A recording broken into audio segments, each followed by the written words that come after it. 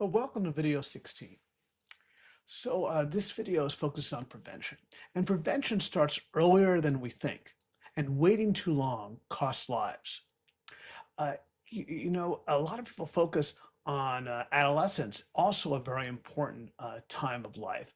But in addition to that, intervening earlier is has a really big benefit in improving behavioral health. So I'm going to get into all this in this video.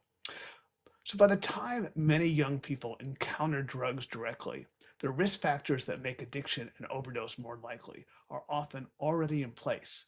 The risks don't suddenly appear when people start high school.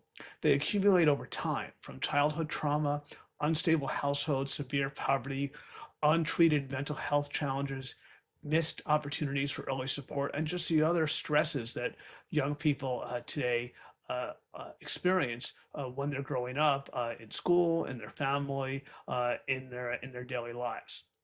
We need to do far better as a society at building in protection earlier because, as this hard lesson makes clear, young people now face a terrifying and unprecedented risk of overdose, driven in large part by counterfeit prescription pills laced with fentanyl. Protecting them will require new approaches to prevention and much earlier intervention than we've traditionally been willing to invest in. Prevention doesn't begin in adolescence. It begins in childhood. And as I mentioned earlier, it could be in their families, it could be in schools, it could be in their communities. There could be all kinds of reasons. And a large and consistent body of research shows trauma, untreated mental health conditions, early behavioral challenges, family instability, poverty significantly increase the risk of later behavioral problems, including but not limited to substance misuse. Yet too often prevention efforts arrive late, rely on outdated or untested curricula, and end up missing the critical early opportunities to help.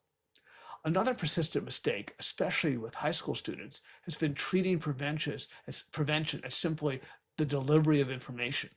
In today's environment, young people obviously know about drugs, but we should not assume that they truly understand the risks to them. The harsh reality is that a single mistake can be fatal. Perhaps consuming a fraudulent prescription drug ordered through a smartphone or phone app, given to them by a friend who may have ordered them online and not be aware of the risks. Such common medications as Xanax or Adderall, if bought online, could contain dangerous addictive substances and risk overdose. As a parent, frankly, I am scared about the risk. But I know from research that the messaging effective for adolescents is difficult to get it right, and that high schoolers cannot be scared into compliance. Some of these messages about the risk are great for parents and coaches and school nurses, but perhaps less helpful with adolescents themselves. The problem is many adolescents in a school environment know people who use drugs, see that they survive and continue to use them and continue in school, and may discount well-intended warnings based on some anecdotal accounts of their own experience among their friends. So yes, let's tell them the facts about drugs, the truth about drugs, that the risk is tremendous, but also using tested, proving messages and validated curricula. Effective prevention must be honest and calm, developmentally informed, and evidence-based. Prevention messages must evolve as children grow, and they must address upstream risk factors, not just drug use itself. This video argues for prevention strategies that start earlier, integrate mental health and family support, and use research-tested approaches rather than slogans or simply fear-based messaging. The hard lesson is that prevention works, but only when we invest early, act upstream, and adapt today's drug environment and use evidence-based approaches, not what we just happen to think might be helpful, even if well-intended. Waiting until adolescence is often too late. These resources for evidence-based prevention programs are available online. I list them in the book, and if you want to reach out to me on my website at richardjbaum.com, I'll email back links to menus of evidence-based programs and the websites that you can use if you're looking for evidence-based curriculum or other resources. To protect youth, Prevention must change in timing, content, and delivery. First, every child must receive high-quality, evidence-based, age-appropriate prevention education, not just in high school, but beginning in grade school. That means moving away from one-time assemblies or outdated programs and toward validated and tested curricula that build skills, resilience, and provide accurate risk awareness over time. And I should say, just as an aside here, since when did someone make a decision that it was okay that not every child in America, every student in America should get such prevention programming? It's inexpensive, especially compared to downstream interventions, and today every kid deserves and needs it. So second, prevention must move further upstream. Programs need to address trauma, behavioral challenges, and early risk factors well before adolescence when patterns are already forming. This is, of course, not to make children feel bad, but to lift them up. It's about identifying needs early and providing effective and compassionate support before problems escalate. Third, communities need sustained federal support to invest in healthy, engaging activities for young people, sports, arts, and other structured after-school programs. This recommendation draws on Iceland's highly effective approach, which dramatically reduced youth substance consumption by expanding access to positive activities and strengthening community connections.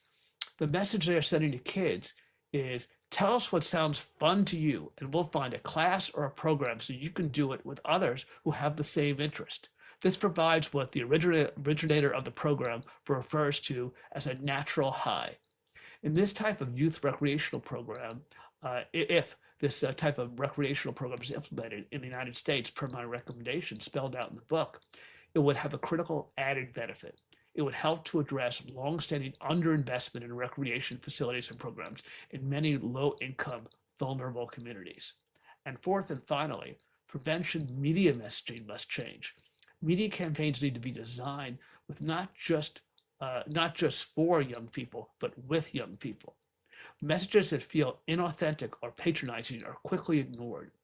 Effective campaigns can be co-created with youth, grounded in their lived reality, and be very honest about risk, but via messages that we know resonate with the intended audience as validated by focus groups, which is the standard procedure that advertising companies use to make sure their investments in ads work for them. We should do the same in drug prevention. Taken together, these changes recognize a simple truth. Prevention is not a single program or message. It's a long-term investment in children, families, schools, and communities, and frankly, our country and our country's future. Starting earlier, adapting continuously, and meeting young people where they are and helping them navigate today's complicated and often difficult world. So let's just explore a bit why these changes will work. They'll work because they reach young people before the harm really sets in. Decades of research tells us that once substance use becomes established, it's far harder and more expensive and complicated to reverse. Prevention is most effective when it starts early, is sustained, and evolves as children grow, so they're receiving age-appropriate information and programming on prevention for each grade. This approach also treats prevention as what it truly is, a public health responsibility, not a one-time school assembly or a brief media campaign that doesn't really reach young people enough times to have a measurable impact. When prevention messages and supports are reinforced across schools, communities, and media, they are far more likely to stick. Even more so if they're discussed with and reinforced with families. Equally important, expanding access to healthy, engaging activities gives young people real alternatives to risky and behavior and other activities that'll send them down an unhelpful path for their future. These opportunities build connection, confidence, and belonging, powerful protective factors against substance use. And when we invest in communities where access to these opportunities has historically been limited, the benefits compound: lower drug use, better health, stronger families, and safer neighborhoods. The lesson here is straightforward but profound. Prevention works when it was early, honest, evidence-based, and sustained. That's how we protect our young people and reduce the harm and the economic costs of addiction before it takes root. So this video, number 16, brings us to a critical turning point. Across this whole 17-part video series, we've examined every major dimension of the drug crisis: prevention, treatment, recovery, public safety, supply control, international cooperation. Each video focuses on what works and what must change if we are serious about saving lives and reducing harms. But none of these lessons stand alone. The work in each area builds on and supports each other as a comprehensive, interconnected web. The final lesson of this book is not about a single program or policy. It's about why this subject is so important and about those who have been lost and those who are at risk today. In the conclusion video, we'll step back and ask the hardest question of all. Do we have it in us as a society working together to heed the hard lessons and transform the fight against drugs into something far better? Please join me for the final video of this series. Thank you so much.